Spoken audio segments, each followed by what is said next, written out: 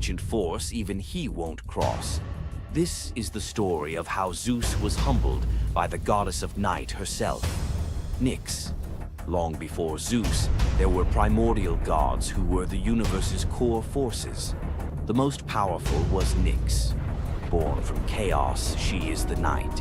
Her domain is the inescapable shadow that falls over the world, and her children are forces like Hypnos, god of sleep, and Thanatos, god of death. Our story starts during the Trojan War. A furious Hera wanted to help the Greeks against Zeus's orders. To do it, she needed Zeus asleep. She went to Nyx's son, Hypnos, with an irresistible offer: put the king of the gods into a deep slumber. Hypnos was terrified. He'd helped Hera once before, and when Zeus woke up, his rage was legendary. He hunted Hypnos, ready to hurl him into the sea. The desperate god of sleep fled to his mother, Nyx. When Zeus arrived, he stopped dead. Unwilling to offend the ancient knight, he retreated. Despite the memory, Hera's new offer was too good to pass up. Hypnos put Zeus to sleep, and Hera got her wish. But this story from Homer's Iliad isn't about the trick. It reveals Zeus's deep, reverent fear of offending night. Nyx's power isn't about force. It's her very essence, a cosmic order he dared not challenge. The clash between Zeus and Nyx wasn't a battle of thunder and shadow, but of authority versus primordial power.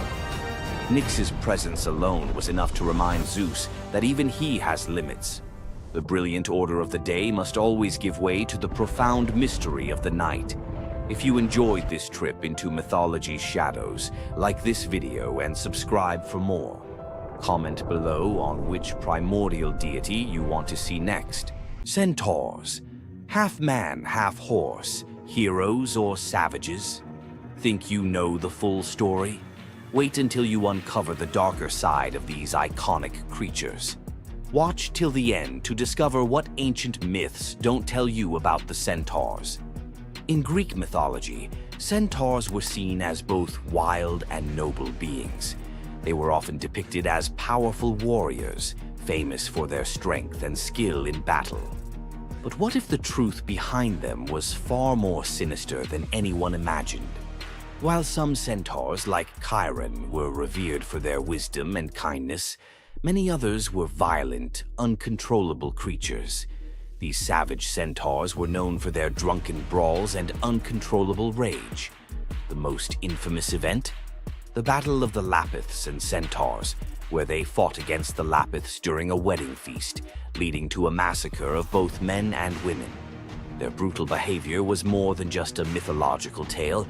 It symbolized the chaos that could occur when civilization collided with the wild, untamed forces of nature. But why did the Greeks depict centaurs this way? Was it a cautionary tale about the dangers of unchecked power and savagery, or a deeper reflection on humanity's struggle between reason and instinct? The darker truth behind the centaur myth might just hold the key to understanding the wild, primal side of ancient Greek culture. Centaurs are more than just mythical beasts. They represent the conflict within us all. If you're fascinated by the hidden truths of ancient myths, don't forget to subscribe for more dark stories from Greek mythology. Every Monday you log on. Every quarter you hit your targets. Every year you get a new set of KPIs, and every time the boulder rolls right back down the mountain. You feel trapped in a cycle of meaningless repetition. You call it the 9-to-5 grind. The ancient Greeks called it Sisyphus. Sisyphus was not a hero. He was a master manipulator, the most cunning king in all of Greece. He betrayed Zeus to a river god just to get a freshwater spring for his city. But his masterpiece of arrogance? He cheated death itself. When Thanatos, the personification of death, came for him, Sisyphus tricked him, binding him in chains. For days, the world was thrown into chaos. No one could die. Warriors fought endlessly without consequence. The natural order collapsed. The gods finally intervened, freeing Thanatos and dragging Sisyphus to the underworld. But even here, Sisyphus had one last trick. He convinced Hades to let him return to the surface for just one day to punish his wife for not giving him a proper burial. Of course, he never returned. The gods, finally done with his games, devised a punishment that perfectly matched his crime: eternal, meaningless effort. Sisyphus was condemned to push a massive boulder up a steep hill. He would strain, fight, and claw his way to the summit, only for the weight of the universe to drag the rock back down the moment he reached the top. It's the ultimate metaphor for the modern corporate world. You spend 3 months pushing a quarterly report. You reach the summit. You celebrate. Then the boulder rolls down, and the next quarter begins. The goal is never achieved. The progress is an illusion. You are Sisyphus. But here is the revolutionary twist, the secret that transforms the myth. The philosopher Albert Camus saw Sisyphus not as a victim, but as the absurd hero. Sisyphus's freedom doesn't come from escaping the mountain, but from accepting the struggle. The moment he acknowledges the futility, the moment he finds meaning in the push itself, in the sweat, the effort, the sheer defiance of continuing, he defeats the gods. His walk back down the mountain is not a walk of defeat, but a moment of conscious, deliberate choice. It is the moment he chooses to be happy. So, the next time your KPI rolls back down the hill, remember Sisyphus. The goal is irrelevant. The only true freedom is finding joy in the effort, not the outcome. Loki's punishment was brutal. Bound deep within a cavern, his body lashed to 3 jagged rocks with the entrails of his own son. Above him, a serpent hung poised, venom dripping relentlessly onto his exposed skin. This scene, drawn from the poetic Edda and the prose Edda, became a symbol of both divine vengeance and suffering that echoed through Norse legend.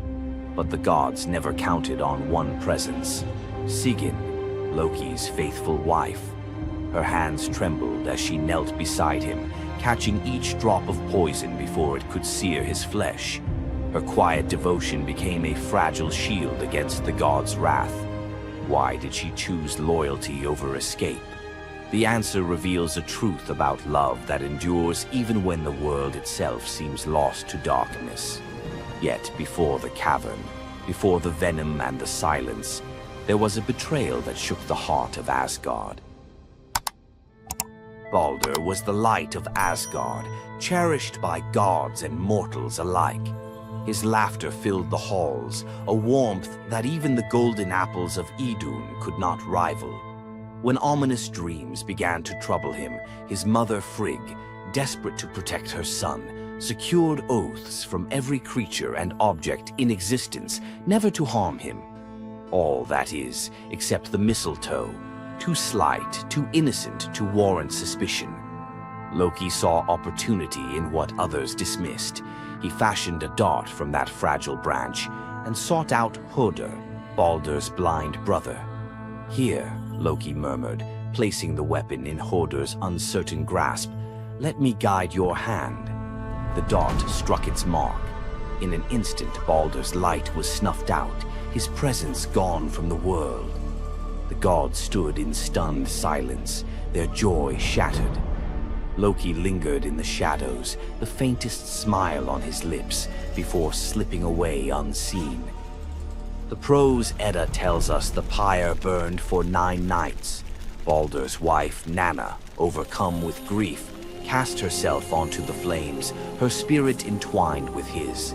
The gods heaped treasures upon the funeral bier, Odin's ring Draupnir, Baldur's own ship Hringhorni, to honor him, but no offering could fill the void left behind. The air grew heavy with suspicion. As the smoke twisted skyward, word spread of an old woman whispering to Hoder in the moments before the fatal blow. When Thor forced the truth from a trembling servant, silence fell like a shroud. Loki's name was not spoken, but its weight pressed upon every heart. The gods had tolerated his mischief, his clever lies, even the theft of Sif's hair. But this was different. The poetic Edda names him plainly: Loki, the guileful who brought it about, from which all misfortune came. Odin convened the gods to pass judgment. No mead flowed, no boasts rang out. The All-Father's single eye burned cold as he named Loki Oathbreaker and Kinslayer. Weapons gleamed in restless hands. Even gentle Friar's fingers tightened around his sword. Loki understood the god's fury. He fled Asgard, his mind racing with schemes. As told in the prose Edda, he built a lodge in the mountains, doors on every side, always watching for his pursuers. Still, he could not outrun their vengeance. Odin's gaze found him, even in hiding. When the gods arrived, Loki tried to slip away, transforming into a salmon to evade capture in the river's swift current. But Thor's grip proved stronger than fate. Dragged back through the gates he once helped raise, Loki passed faces twisted with anger and betrayal. The god's judgment was swift. The path ahead led not to mercy, but to a place where pain and silence waited in the damp and the dark. They forced Loki into the heart of the earth, a cavern where the air pressed cold and heavy, and every sound echoed off stone walls, slick with damp. Water dripped steadily from above, each drop magnifying the hush that settled over the gods as they set to their grim task. The stench of venom lingered, sharp and persistent, mingling with the iron tang of old blood. Odin's single eye caught the flicker of Skadi's movement. A silent nod passed between them, sealing what would come next. 3 massive boulders, freshly gouged with holes, stood ready. The gods had not brought chains or rope. Instead, they made Loki's punishment a reflection of his own chaos. The prose: Edda tells us they transformed one son, Vali, into a wolf who slew his brother, Nari. With the entrails of Nari turned to iron by the god's will, they bound Loki fast, wrists, neck, thighs, and ankles locked tight against the unyielding stone. As the Völuspá declares, with the guts of his ice-cold son, the killer is bound. Each knot and twist was deliberate, a reminder that his own blood now held him captive. The weight of the rocks pressed into his flesh, a constant ache that would never fade. Skadi stepped forward, her presence sharp as frost. In her hands a serpent writhed, its fangs gleaming. She fixed the creature to a stalactite directly above Loki's face.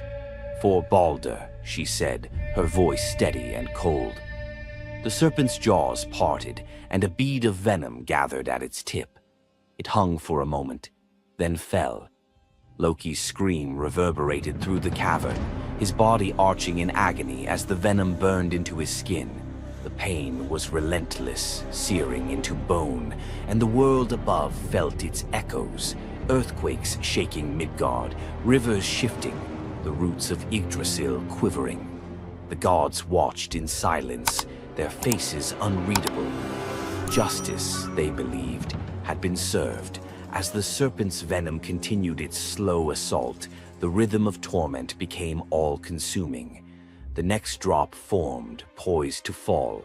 Then a figure emerged at the edge of the chamber, a woman, silent, a wooden bowl cradled in her hands.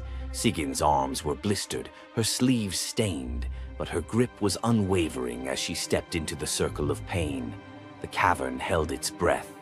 Sigyn knelt, her presence a quiet defiance. The venom hissed into the bowl, wood darkening with each drop. The gods turned away, their judgment complete, but the story within the cavern was only beginning. The bowl rested in Sigyn's hands, its wooden sides polished by hours of silent endurance. She knelt on the cold stone, skirts bunched beneath her, and waited for the serpent's venom to fall.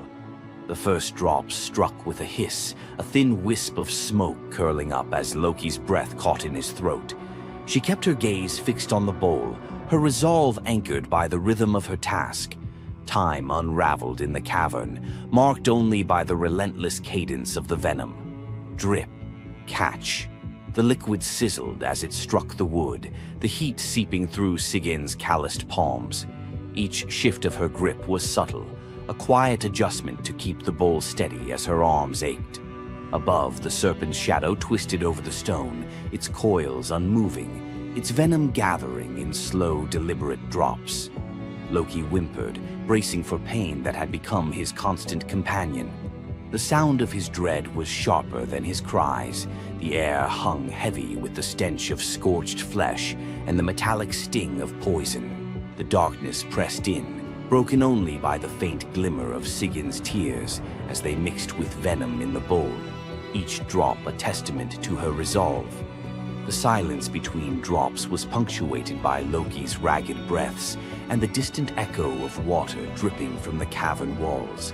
Sigin's world narrowed to the weight in her arms and the threat above. The bowl filled, the venom rising perilously close to the rim. Sigin's muscles trembled, but she did not let her grip falter. When at last the bowl brimmed, she had no choice but to turn away. In that brief moment, as she emptied the venom onto the rocks, Loki's body convulsed, his scream raw and unrestrained. The poison ate into the stone, leaving blackened scars as Sigyn hurried to wipe the bowl clean and return to her vigil. For time beyond reckoning, Sigyn remained.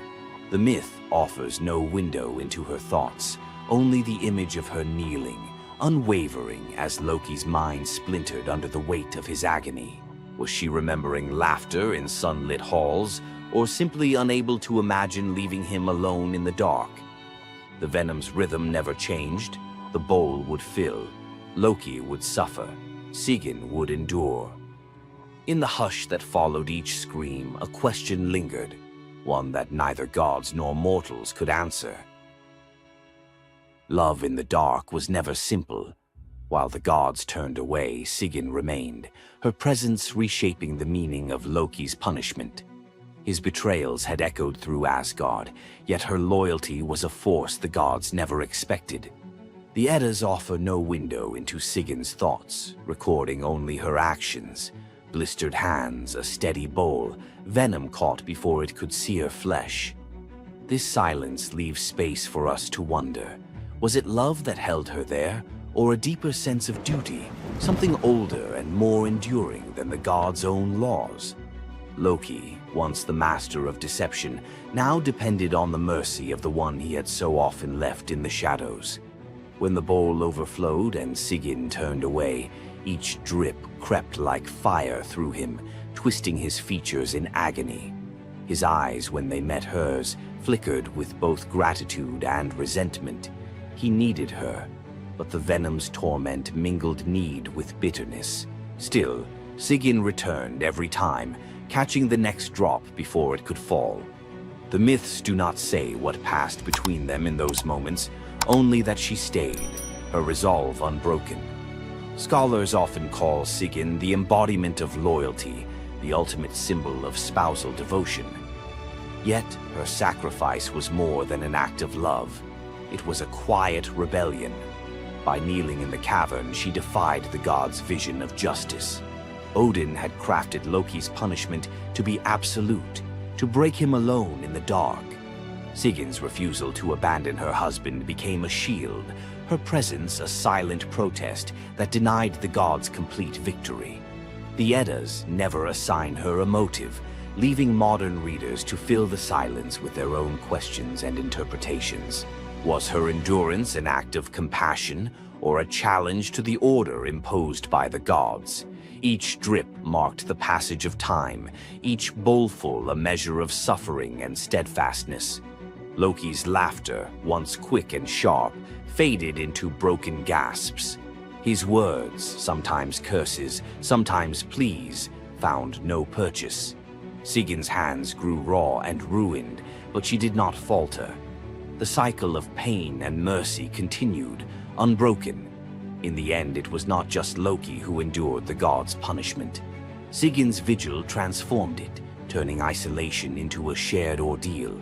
In the darkness, her silent defiance and unwavering love became part of the myth, a testament to the power of presence, even when the world has turned away.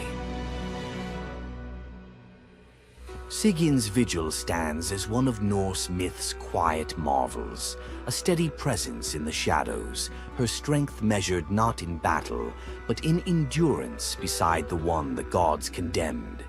As Loki writhed beneath the venom's relentless burn, Sigin's hands never wavered. The Eddas remember her not for words or deeds of glory, but for the silent rhythm of her care. Her story reminds us that sometimes love endures in darkness. Sigin's vigil continues until the twilight of the gods, Ragnarok, whenever that may come. Would you have stayed? If Sigin's silent strength moved you, let us know in the comments or share your favorite Norse hero below. Thor, the thunder god, woke up to find his greatest nightmare had come true. Mjolnir, his mighty hammer that could level mountains and control lightning itself, was gone. Without it, the thunder god was powerless, vulnerable, and mocked. The weapon that defined his very identity as protector of Asgard had vanished without a trace. But what happened next would humiliate him more than any defeat in battle. To get his hammer back, Thor would have to do something that went against every fiber of his warrior identity. You won't believe the disguise he ends up in. It all began on what should have been an ordinary morning in Asgard. Picture Thor reaching for the leather grip that had been at his side for countless centuries, his fingers closing around nothing but empty air. The spot where Mjolnir should rest felt cold and wrong, like a missing tooth that your tongue keeps finding.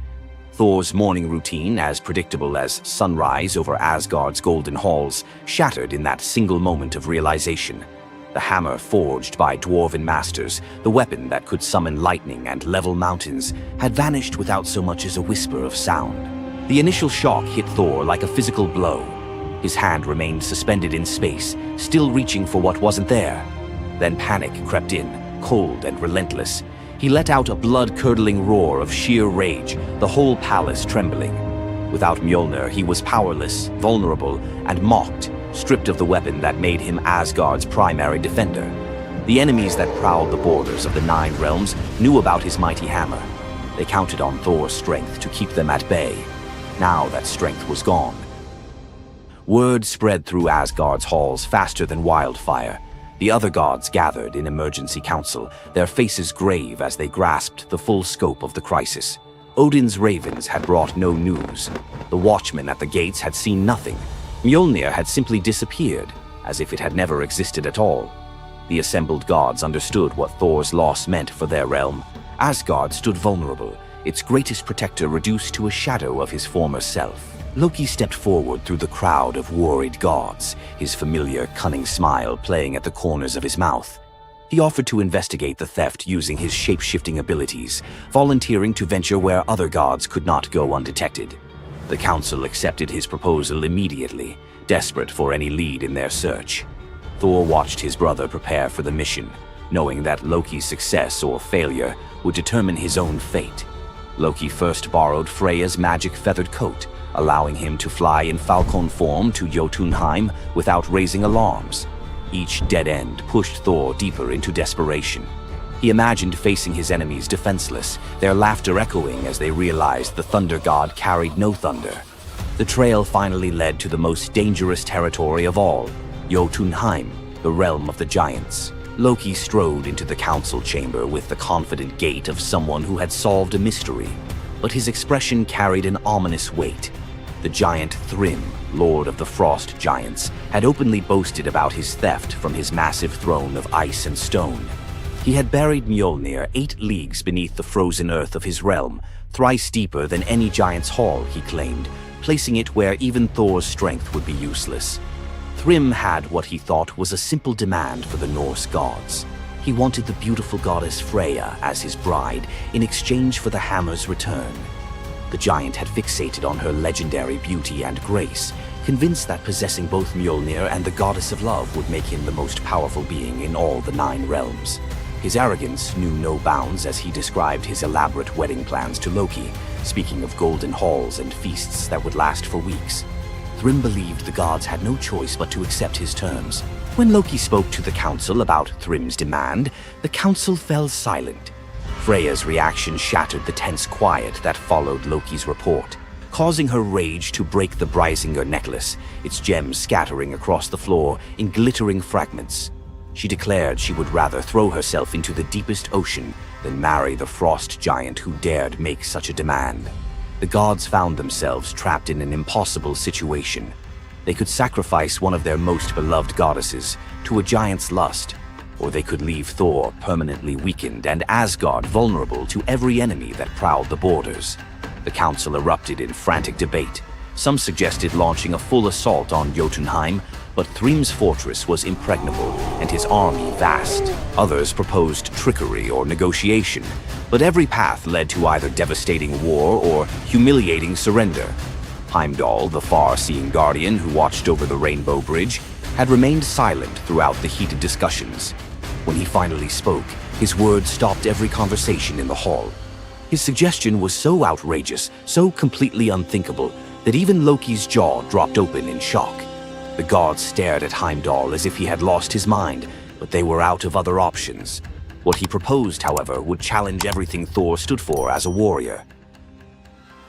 Heimdall's words hung in the air like a challenge to the very foundations of Norse honor. The far-seeing god had suggested that Thor disguise himself as a bride and infiltrate Thrym's wedding feast to recover Mjolnir. He spoke with calm authority, tie housewife's keys about his waist, and pin bridal jewels upon his breast. The idea was so fundamentally opposed to Norse concepts of masculine honor that Thor's initial response shook the very walls of Asgard. He declared the plan preposterous and swore he would never hear the end of it if word spread that the Thunder God had dressed as a woman. The assembled gods watched in tense silence as their mightiest protector wrestled with a challenge that could not be solved through brute force or lightning strikes. They had already considered launching a full assault on Jotunheim, but Thrym's fortress was impregnable and his army vast. No other choice remained. Thor paced the hall like a caged wolf, his massive fists clenched as he grappled with the impossible choice between his warrior's pride and his duty to protect Asgard. Every instinct in his body rebelled against the idea of abandoning his identity as a fearsome warrior to play the role of a delicate bride. Loki stepped forward with barely contained excitement, volunteering to accompany Thor as his maidservant. The trickster god's eagerness to participate in this elaborate deception revealed his true nature. While Thor struggled with the concept, Loki was already plotting the specifics of costumes, mannerisms, and the lies they would need to maintain throughout their dangerous mission. The transformation began with layers of bridal linen draped over Thor's massive frame. Servants brought forth delicate jewelry, housewife's keys that symbolized domestic authority, and a dainty hood for his head. Finally came the precious necklace of Brysinger. Each item added to the disguise felt like another blow to Thor's warrior identity. When he finally looked at his reflection, the god of thunder saw an unconvincing bride staring back at him. Thor finally accepted the plan because no alternative existed. The unlikely pair prepared to set off for enemy territory, where their deception would face its ultimate test among giants, eager to celebrate their lord's triumph. The great hall of Thrym's fortress buzzed with excitement as giants gathered to witness their lord's marriage to the most beautiful goddess in all the 9 realms. Thor sat at the high table in his bridal disguise, surrounded by massive frost giants who raised their drinking horns in celebration. The feast spread before them displayed the giants' wealth and power. Roasted oxen filled enormous platters, fresh salmon gleamed on silver dishes, and barrels of mead stood ready to fuel the night's festivities. Thor's legendary appetite struck like a thunderbolt. He polished off an ox and ate whole salmon in moments, tearing through the meat as if he hadn't eaten in weeks. 3 measures of mead vanished as quickly as if someone had poured them into a bottomless pit. The assembled giants watched in stunned silence as the delicate bride consumed more food than most warriors could handle. Thrym's eyes narrowed with growing suspicion. This goddess ate like a battle-hardened warrior, returning from a long campaign, not like the refined Freya he expected to marry. Loki stepped forward with the smooth confidence of a master storyteller. He spun a tale about Freya's 8-day fast in eager anticipation of reaching Jotunheim and marrying the mighty Thrym. The explanation painted a picture of a lovesick goddess, so excited about her wedding that she had refused all food during her journey. The giants nodded in understanding, their suspicions melting away as they accepted this romantic explanation. Thrym felt honored by such devotion and relaxed completely, his doubts vanishing. Beneath his bridal veil, Thor's rage simmered like molten metal ready to explode. Every moment at the feast brought new challenges as he struggled to maintain feminine mannerisms while surrounded by his enemies. His massive hands shook with barely controlled fury as he watched the giants celebrate what they believed was their victory over Asgard. The critical moment finally arrived. Thrym commanded his servants to bring Mjolnir forth, the very moment Thor had trained his eyes on since dawn. The servants placed the legendary weapon before the disguised bride as part of the traditional ceremony. Thor's fingers closed around Mjolnir's familiar handle, and lightning immediately crackled through the hall. He ripped away his bridal veil and roared his true identity to the shocked giants. Thrym's eyes widened in terror as he realized the bride he had been celebrating was actually the god of thunder himself. Thor swung Mjolnir, killing Thrym instantly after crushing his skull with Mjolnir, then turned on the assembled giants, and even the pleading giantess met Mjolnir's crack before the hall fell silent. The theft that had begun with arrogance ended in complete destruction. This tale reveals how even the mightiest heroes must sometimes sacrifice their pride to protect what matters most. Back in Asgard, the Aesir never spoke of the bearded bride again, though a few still hide a smirk when Thor raises Mjolnir. And we end this story with a very valuable lesson. Never steal Thor's hammer. And if you're going to, don't make him dress like a woman.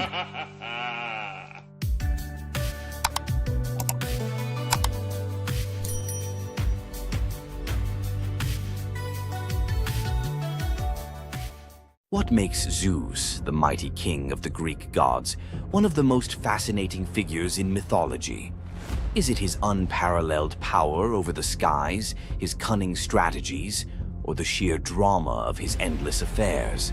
While his tales are legendary, there's one story that stands out: the epic battle that earned Zeus his throne, the Titanomachy.